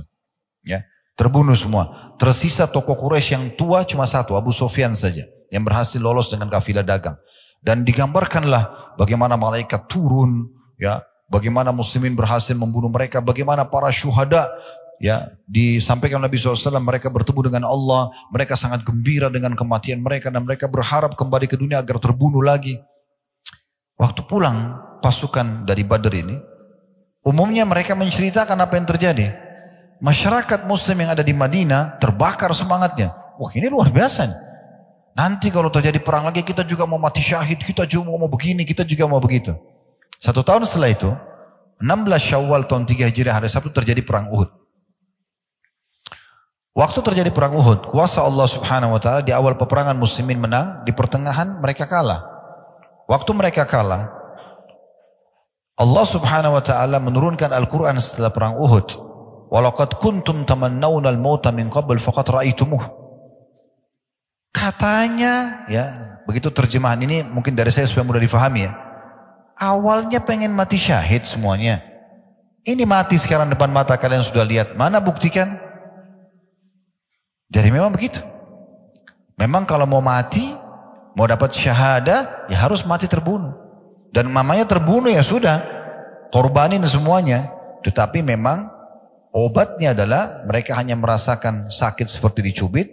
Dan orang yang dipenggal lehernya, yang kena bom tidak lagi mengatakan aduh kepala saya sakit, aduh saya panas kena bom, nggak ada lagi. Karena orang mati cuma merasakan satu, sakaratil maut, proses pencabutan ruh. Orang beriman mudah, orang kafir susah. Selesai, sesederhana itu kok. Jadi tidak perlu takut mati ya. Ada kisah yang luar biasa dari Anas bin Nadhr tadi yang saya sempat singgung.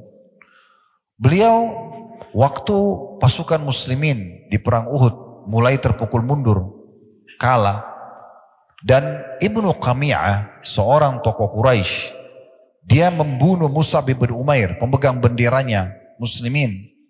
Dan kebetulan karena Mus'ab ini orangnya mirip sekali sama Nabi, putih, tinggi badannya, postur tubuhnya, rambutnya mirip sekali, dan pemegang bendera muslimin. Maka Ibnu Qami'ah bunuh Mus'ab bin Umair, mati syahidlah beliau radhiyallahu anhu.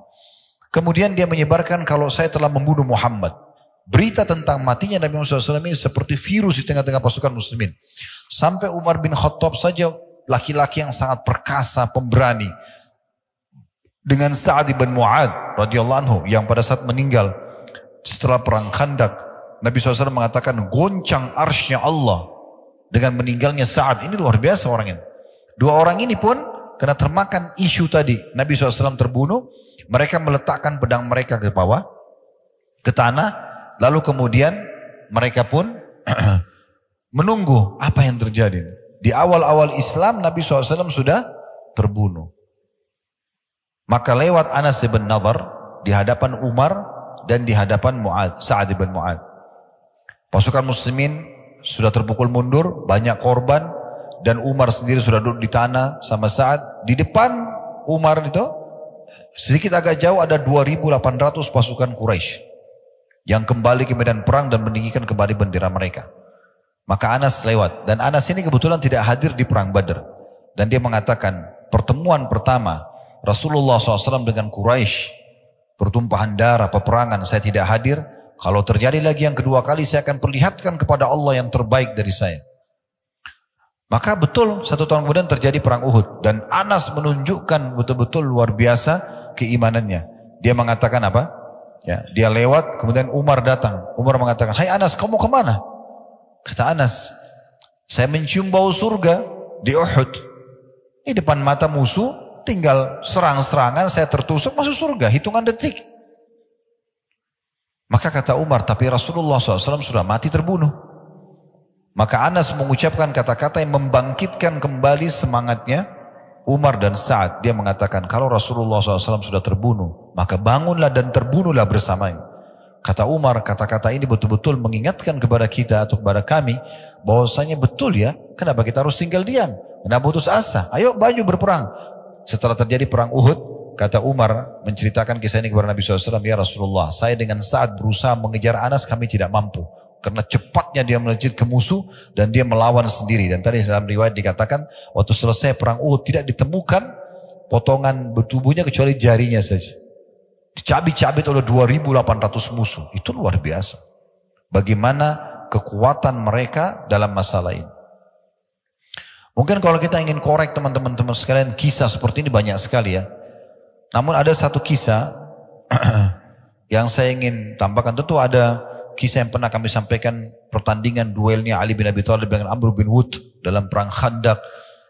Kemudian juga banyak kisah-kisah Zubair ya dengan tokoh-tokoh kesatrianya Yahudi di Khaybar ya. Banyak sekali kisah-kisah yang luar biasa, heroik sekali gitu ya. Kalau kita ingin bahas ini mungkin banyak sekali memakan waktu. Tetapi teman-teman sekalian, saya coba datangkan sekarang kisah selain sahabat. Mungkin ada yang mengatakan sahabat ya hidup bersama Nabi dan seterusnya. Oke, ada generasi setelahnya. Tabi'in.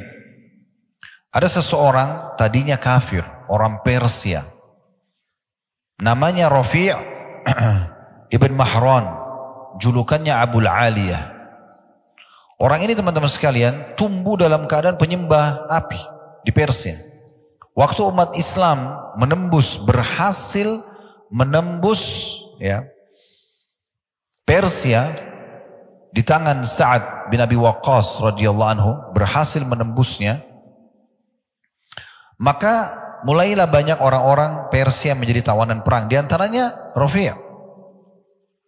Lalu kemudian dia lihat muamalahnya kaum muslimin. Bagaimana umat Islam sangat santun, sangat baik. Di medan perang mereka seperti singa memang. Tapi kalau orang sudah tertawan, mereka menjalankan sabda Nabi SAW. Berbuat baiklah kepada termasuk tawanan-tawanan. Sampai sebagian tawanan kaum muslimin mengatakan, kami menyaksikan sendiri bagaimana mulut-mulut kami dimasukkan roti-roti yang manis. Dan kaum muslimin memasukkan ke mulut mereka kurma-kurma yang sudah kering. Saking kita disuruh buat baik pada tawanan. Akhirnya dia masuk Islam. Tapi waktu dia masuk Islam, dia bukan main-main. Dia tahu pondasi dasar Islam ini adalah keimanan. Maka dia mulai menghafal Al-Quran. Dia mulai menghafal hadis-hadis Nabi SAW. Dari orang kafir, ya, masuk iman dalam hatinya, sampai menjadi ulamanya tabi'in. Abul Aliyah sampai dalam ilmu hadis dikenal dengan sanad emas. Abul Aliyah, kemudian sahabat Nabi, lalu Rasulullah SAW. Tadinya orang ini mengambil ilmu dari para tabi'in. Dan beliau tabi'in sendiri. Lalu beliau berkata pada dirinya sendiri, saya kenapa harus belajar dari tabi'in? Kenapa saya tidak belajar dari sahabat langsung? Mulailah dia nukil, belajar dari, dan dia sempat mendapati Abu Bakar di akhir hidupnya. Kemudian juga datang di masa Umar dan mulai belajar dari Abdullah bin Abbas, Abdullah bin Umar, Anas bin Malik, ya, Samurah bin Jundub, dan banyak sekali sahabat-sahabat Nabi yang lain, dan menjadi murid-murid utamanya. Tapi jelas teman-teman sekalian, kalau kita ingin korek kisahnya dari awal ini panjang lebar. Saya akan buat satu serial. Alhamdulillah kita sudah buat serial Sahabat Tabligh Akbar. Kita juga sekarang sudah mulai masuk ke serial 25 Nabi dan Rasul. Kami juga akan masuk nanti di serial para tabi'in. Dan kita akan lebih rincikan biografi dan seterusnya. Tapi Saking orang ini betul-betul tulus dan dia ingin memenuhi hatinya dengan keimanan, maka yang terjadi adalah Allah mudahkan dia, Allah berkahi hidupnya. Dia belajar, dia terus terapkan ilmunya sampai dia betul-betul sampai pada level memahami ilmu agama ini yang mungkin tidak umum orang fahami di masa itu saja. Di antaranya dinukil sebuah kisah, pernah ada satu orang temannya atau muridnya melihat dia selesai wudhu. Berjatuhanlah air wudhu itu dari wajahnya, dari tangannya. Ya. Kemudian dia selepas wudhu mau masuk di masjid, orang ini mengatakan pada Abu Aliyah, Inna Allah yuhibbut tawabin yuhibbul mutatahirin. Allah itu suka sekali dengan orang yang suka bertaubat dan orang yang bersuci. Yang dia fahami bersuci di sini dengan air. Maka Abu Aliyah mengatakan, wahai saudaraku, yang dimaksud dengan mutatahirin bukan bersuci dengan air, tetapi seseorang mensucikan dirinya dari dosa-dosa dengan ketakwaannya, dengan kepatuhannya kepada Allah Subhanahu wa taala. Dan dia menyebutkan banyak sekali kata-kata hikmah. Di antaranya karena dalamnya imannya dan dia bagaimana terus mendalami ilmu agama ini sampai akhirnya hikmahnya dinukil. Dia mengatakan, "May yu'min billahi hadahu." Siapa yang beriman pada Allah pasti Allah akan kasih petunjuk. Asal dia sempurnakan imannya dalam hati, apa saja yang dia butuh akan diberikan petunjuk. Ya. Wa misdaqu dzalika qauluhu ta'ala, "Wa may yu'min billahi yahdi qalbah." Dan pembenaran terhadap apa yang saya ucapkan adalah firman Allah Subhanahu wa taala, siapa yang beriman kepada Allah, memaksimalkan imannya dalam hatinya kepada Allah, Allah akan berikan petunjuk pada hatinya. Apa saja yang sedang dihadapi ada solusinya. Itu disebutkan dalam surat Taghabun, surah nomor 64 ayat 11. Lalu dia bilang lagi, "Wa man tawakkala 'ala Allahi kafahu." Dan siapa yang menyerahkan hasil usahanya kepada Allah, Allah akan jadi pencukup baginya. Wa misdaqu dzalika qauluhu ta'ala, dan yang membenarkan apa yang saya ucapkan adalah firman Allah Subhanahu wa taala, "Wa may yatawakkal 'ala Allahi fahuwa hasbuh." Surah Talaq surah nomor 65 ayat 3. Siapa yang bertawakal kepada Allah, ikhtiar dulu kemudian dia serahkan usahanya kepada Allah, maka pasti Allah akan jadi pencukup baginya. Wa man aqradahu jazah, dan siapa yang meminjamkan di jalan Allah, bersedekah di jalan Allah, maka Allah pasti akan balas dia. Wa misdaqu dzalika qauluhu ta'ala, dan itu pembenarannya adalah firman Allah Subhanahu wa taala, "Man dzalladzi yuqridullaha qardan hasanan fayudha'ifahu lahu adha'afan katsira." Surah Al-Baqarah surah nomor 2 ayat 245. Dan siapa yang meminjamkan untuk Allah dengan pinjaman yang baik, maka Allah akan lipat gandakan dengan kelipatan-kelipatan yang banyak. Satu waktu dia masuk dalam majlisnya Abdullah bin Abbas radhiyallahu anhuma. Waktu itu Abdullah bin Abbas menjadi gubernur, atau kalau kita sekarang wali kota mungkin di kota Basra. Kemudian di situ ada tokoh-tokoh Quraisy yang duduk. Ini tokoh kita Abu Aliyah ini mantan budak. Orang Persia ditawan oleh muslimin jadi budak, lalu diperjualbelikan di pasar sampai akhirnya dibebaskan oleh seorang majikannya wanita. Ada kisahnya panjang sesungguhnya. Ya, bagaimana dia dibebaskan, wanita itu ikut di sholat muslimin, saya bebaskan Abu Aliyah karena Allah SWT agar dia mengajar umat Islam agama gitu ya. Yang jelas karena dia ilmunya sangat luas, imannya sangat dalam, isi hidupnya semua nasihat yang baik, manfaat kepada umat Islam. Dia masuk di medan perang, dia berperang sampai dicintai oleh para sahabat, di antaranya Abdullah bin Abbas. Satu waktu datang dalam majelisnya Abdullah bin Abbas radhiyallahu anhuma. Kemudian dia dimuliakan, diajak duduk ya di majelisnya atau di singgasananya Abdullah bin Abbas. Lalu orang-orang Quraisy yang ada di situ saling saling mencibir, bukan mencibir sebenarnya, saling orang yang bermain mata, gams ya, orang bermain mata gitu. Abdullah bin Abbas tangkap itu, sekarang kok bisa sih mantan budak Abdullah bin Abbas malah muliakan kita ini orang-orang Quraisy, tidak seperti itu. Tapi ini bukan sahabat-sahabat Nabi ya, ini orang-orang yang galangan tabi'in yang hidup pada masa itu. Maka Abdullah bin Abbas tangkap itu. Lalu beliau memberikan pelajaran kepada mereka semua, bagaimana Allah Azza wa Jal memuliakan orang justru karena keimanannya dan ilmunya. Maka Abdullah bin Abbas mengatakan, "Innal ilma yazidu ahlal ilmi syarafa." Ketahuilah, ilmu itu benar-benar menambah kemuliaan bagi seseorang. Jadi belajar agama sampai betul-betul bisa mendatangkan keimanan yang sempurna, itu akan menambah kemuliaan. Wa yarfa'u qadra ahlihi bainan nas, dan akan memuliakan kedudukan orang yang mempunyai ilmu dan iman itu di tengah-tengah manusia. Wa yujlisul mamalik alal asirra, dan akan mendudukkan para mantan-mantan budak atau budak pun di singa-singasananya para raja-raja. Jadi kita bisa lihat teman-teman sekalian bagaimana orang kalau bertakwa kepada Allah SWT. Kita sudah datangkan contoh dari masalah ibadah, dari masalah jihad, dari masalah ilmu. Bagaimana betul-betul orang kalau punya iman itu Allah bukakan pintu-pintu keberkahan. Dimuliakan di tengah-tengah masyarakat. Kemudian teman-teman sekalian, kita juga mungkin perlu fahami baik-baik tentang masalah apa yang kita bahas ini. Pastikan teman-teman sekalian, kalau kita bertakwa kepada Allah Subhanahu wa taala, kita menjaga hubungan kita sama Allah, menjaga keimanan kita, tidak akan pernah sama keadaan kita dengan orang-orang yang berbuat maksiat. Kenapa saya datangkan poin ini? Karena pernah ada yang mengatakan begitu. Ustaz, kita kan orang muslim, beriman kepada Allah, tapi kenapa banyak orang di antara kita yang miskin, yang susah, ya, belum dibukakan pintu rezeki. Lalu kemudian dia membandingkan dirinya dengan tetangganya yang non muslim. Lalu saya mengatakan, jawaban saya dua. Yang pertama, antum harus fair dan adil. Kalau mau membandingkan antara seorang muslim sama seorang kafir, pertemukan kalau sama jenjangnya.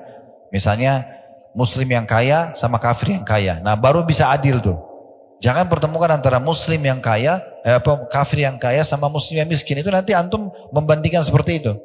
Dan pertemukan juga muslim yang miskin sama kafir yang miskin. Nah itu baru adil. Ya, karena kita tidak bisa membandingkan karena memang ekonominya berbeda. Sebagaimana juga kita tidak bisa bandingkan jenjang pendidikan orang yang berbeda. Ini tidak adil namanya. Gitu kan? Kalau kita pertemukan yang kaya sama kaya, kita akan temukan yang muslim jauh lebih banyak keberkahan hidupnya. Dan yang miskin juga sama miskin, kita akan temukan si muslim jauh lebih bahagia. Saya pernah kedatangan seorang jemaah kami. Kebetulan dia ikut sama travel kami waktu itu umrah. Sudah meninggal rahimahullah, beliau dari Lombok. Seorang pengusaha waktu itu. Datang ke restoran kami di Jakarta, dia bawa temannya orang Chinese non-muslim Katolik, partner bisnis dia. Kemudian ngobrol-ngobrol di restoran. Begitulah seperti biasa kalau seorang jemaah ketemu sama ustadz, tanya masalah hukum macam-macam, keluarga, masalah bisnis, masalah segala macam, dan saya jawab. Sementara yang Katolik ini menyaksikan kami berbicara dan diskusi gitu. Setelah selesai teman ini bertanya, rahimahullah beliau sudah meninggal. Tiba-tiba yang Katolik ini mengaitkan saya, dia bilang begini, Ustaz, saya boleh bertanya juga enggak? Saya bilang boleh, silakan. Tapi saya akan jawab sesuai dengan agama Islam. Dia bilang enggak apa-apa Ustaz, karena apa yang teman saya tanya ini, saya juga alami. Jadi masalah-masalah apa tadi? Masalah penipuan atau masalah hukum-hukum yang bagaimana supaya maju usahanya, harus ada kejujuran, modalnya halal dan segala macam. Bagaimana membahagiakan istri, bagaimana haknya mereka. Sebenarnya saya juga butuh itu. Jadi jangan pikir teman-teman orang-orang kafir itu dalam kondisi, oh mereka tuh kafir tapi mereka enak-enak saja. Perhatikan ini sebuah statement yang menarik ya, yang harus kita fahami baik-baik. Hadis Nabi SAW, hadis ini mulia sekali. Hadis ini diriwayatkan Imam Ahmad dengan sanad sahih. Inna Allah azza wa jalla yu'ti dunya man yuhib wa man la yuhib. Sesungguhnya Allah itu akan memberikan dunia ini kepada siapa yang dicintai dan tidak dicintai. Karena tidak ada nilainya dunia itu, ya.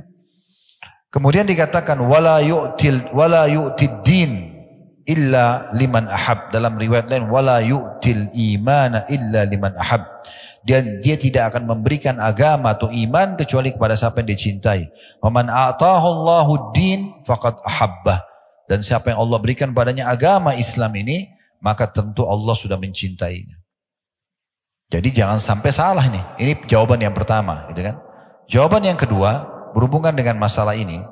Ada hadis Nabi SAW, kalau engkau melihat seseorang sedang melakukan kemaksiatan dan melimpah padanya nikmat Allah, ketahuilah itu adalah istidraj, tahapan siksaan.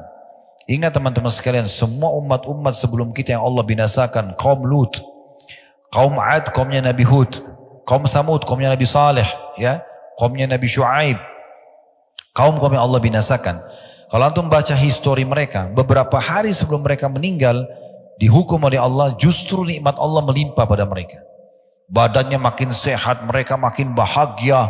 Lihat itu orang yang mabuk-mabuk, orang yang berzina, ke diskotik, ngakak-ngakak, tawa-ketawa, bahagia, seakan-akan begitu.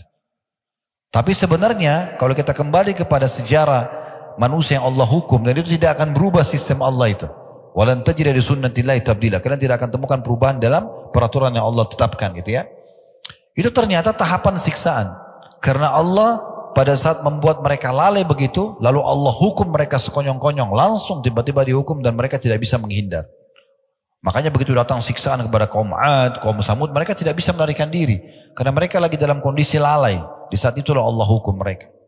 Jadi jangan antum membandingkan kondisi dan menilai dengan kasat mata saja. Harus dengan ilmu yang benar supaya faham masalah ini. Ya. Dan ingat juga bagaimana kalau seseorang di antara kita tersibukkan dengan amal saleh, itu jauh lebih mahal dari semua harta dunia. Sebagaimana disebutkan dalam sebuah hadis riwayat Ahmad dan juga Al-Hakim, dan Al-Hakim mensahihkannya, kata Nabi SAW, "Idza aradallahu bi'abdin khaira." Kalau Allah ingin kebaikan pada seorang hamba, ista'malahu qabla mauti. Allah akan menggunakan dia sebelum dia meninggal. Fasa'ala ar-rajulu minal qaum masti'malah. Lalu seorang dari kaum yang ada di situ menanyakan pada Nabi SAW, bagaimana Allah menggunakannya? Qala sallallahu alaihi wasallam, yahdihillahu tabaraka wa ta'ala ila al-amali salih qabla mauti, thumma yakbiduhu alaih. Allah akan berikan dia petunjuk untuk mengerjakan amal saleh, kemudian Allah mewafatkan dia di atas keadaan itu. Jadi orang-orang kafir ditutup dalam kondisi lalai sehingga lebih berat hukuman bagi dia, orang-orang beriman ditutup dengan amal-amal saleh. Sebagian salaf mengatakan, laisa sya'nu an tuhib. Tidak penting sebenarnya bagaimana kau mencintai. Walakin sya'an an tuhab. Tapi yang penting adalah kau dicintai. Ai laisa an tadhun annaka tuhibbullah. Maksudnya bukan poin adalah kau mengira dirimu kau mencintai Allah. Walakin sya'an al-azim an yuhibbaqallah. Tapi yang benar adalah bagaimana Allah mencintaimu. Lianna Allah la yuhibbu illa man istahaqqa dzalikal hubb. Karena Allah tidak akan mencintai kecuali orang yang pantas untuk menerima cinta tersebut. Teman-teman sekalian, saya akan tutup dengan perkataan yang atau beberapa dalil ini kita sebagai bahan renungan ya.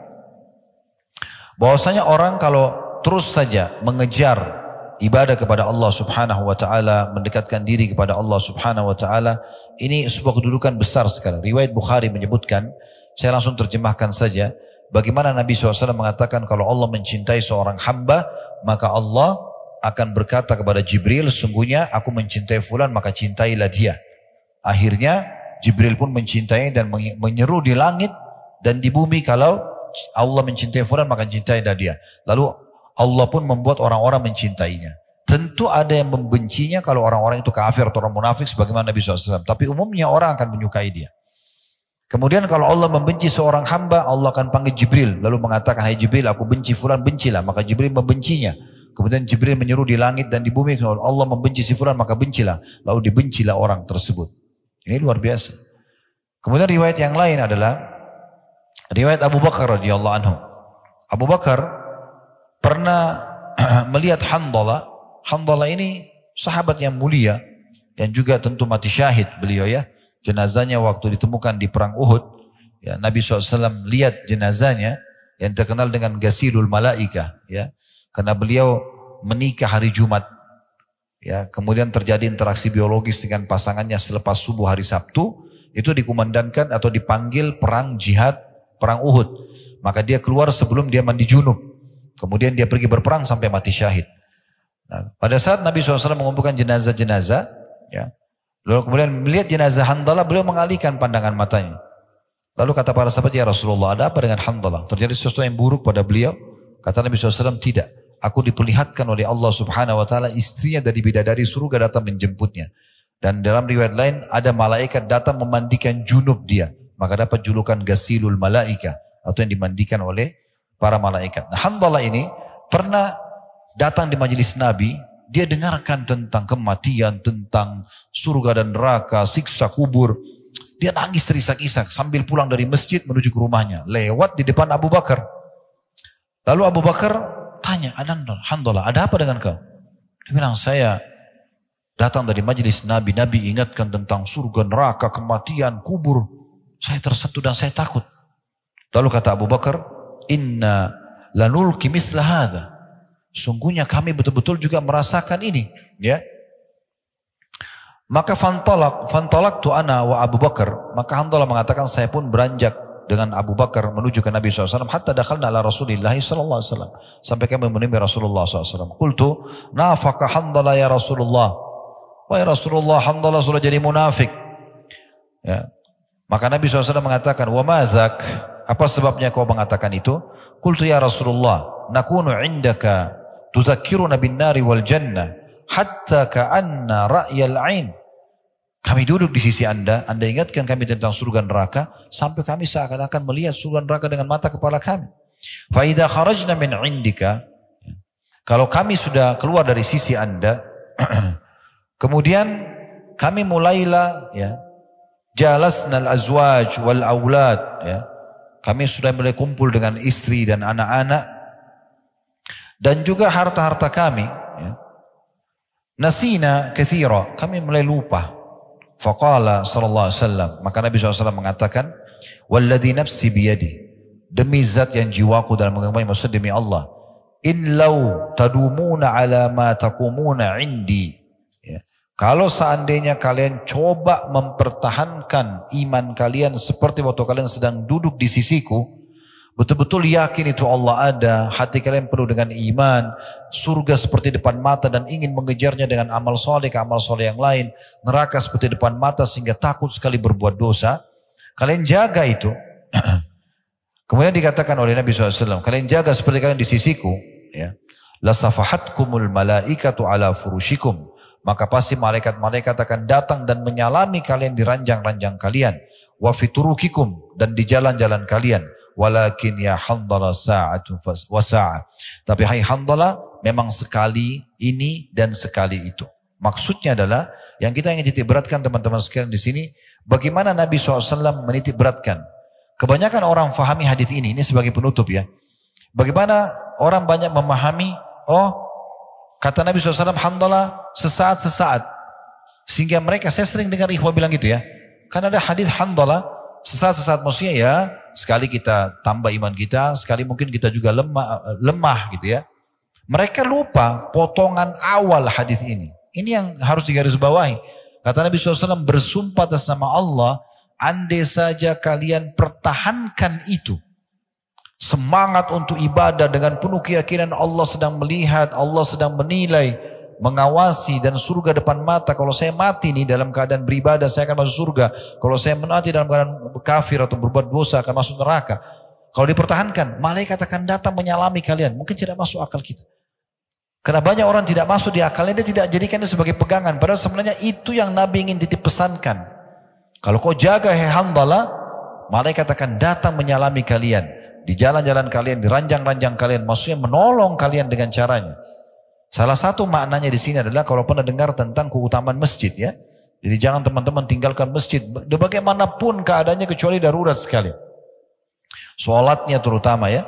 Karena kata Nabi SAW dalam hadis yang disesuaikan oleh Al-Mundhir dalam Targhib wa Tarhib beliau dan disesuaikan oleh Syekh Albani, bahwasanya masjid itu memiliki pasak-pasak. Itulah para pengunjungnya, ya. Kalau mereka sakit, maka malaikat menjenguk mereka. Dan kalau mereka butuh bantuan, malaikat membantunya. Memang tidak nampak depan mata kita malaikat itu, tapi datang bantuannya. Salah satu cara mengimani keadaan malaikat seperti apa kira-kira? Perhatikan hadis Nabi SAW. Kalau seseorang terbangun tengah malam, kita semua bisa rasakan itu. Maka pendampingnya dari malaikat akan mengatakan, sholatlah. Pernah nggak antum bangun tengah malam, ada perasaan bisikan dalam hati mau sholat? Itu dari malaikat. Kita imani mereka berada begitu. Ada masjid lagi dikumandangkan azan, hayya 'alas shalah, ada dalam hati mau sholat. Ada orang miskin, ada hati dalam hati bisikan suruh bantu. Itu dari malaikat semua. Mereka mengingatkan kita kebaikan-kebaikan. Nanti pendampingnya, qarinnya dari syaitan akan mengatakan, tidurlah malam masih panjang. Memang tidak nampak, tapi ada kenyataannya, gitu kan? Nah seperti itulah. Jadi yang kita titik beratkan sekarang secara tazkiyatun nafs, musyid jiwanya adalah bagaimana kita ambil potongan pertama hadis, yaitu mempertahankan keimanan kita. Antum harus merasa teman-teman sekalian, mempertahankan iman antum, ibadah antum pada Allah ini lebih mahal dan lebih butuh daripada makan pada saat lapar, tidur pada saat ngantuk, obat pada saat sakit, lebih penting. Sehingga jangan dijual urusan akhirat kita ini, iman kita ini dengan urusan dunia. Kita jual hanya karena mau transaksi jual beli, hanya karena suka dengan seorang wanita, hanya karena suka dengan seorang laki-laki, lalu meninggalkan agama, lalu meninggalkan perintah dan segala macam. Jangan seperti itu, ya. Itu yang kita maksudkan. Allahu a'lam. Semoga Allah SWT membuat kita selalu istiqomah, bisa menjaga keimanan kita, dan Allah terus membuat kita ya menyempurnakan iman kita ini sampai kita bertemu dengan Allah dalam kondisi kita mendapatkan maksimal apa yang telah Allah janjikan.